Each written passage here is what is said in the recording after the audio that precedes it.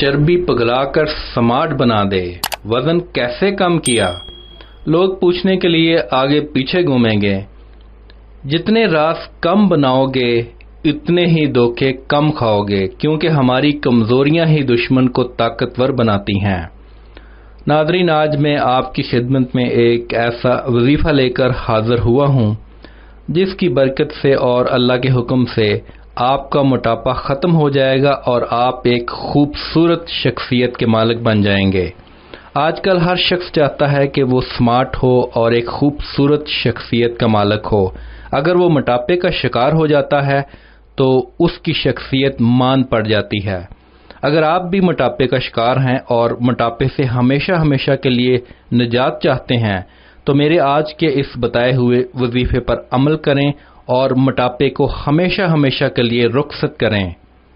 अमल और ज़रूरी हिदायत।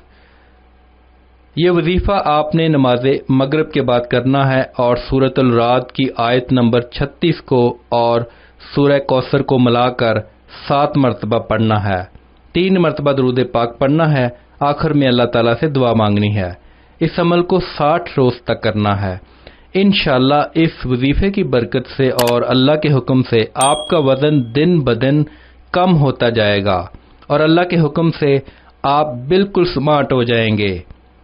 आप एक खूबसूरत शख्सियत के मालिक बन जाएंगे। अल्लाह हम सबको हमारी औकात के मुताबिक नहीं बल्कि अपनी शान के मुताबिक नेमतें अता फरमाए।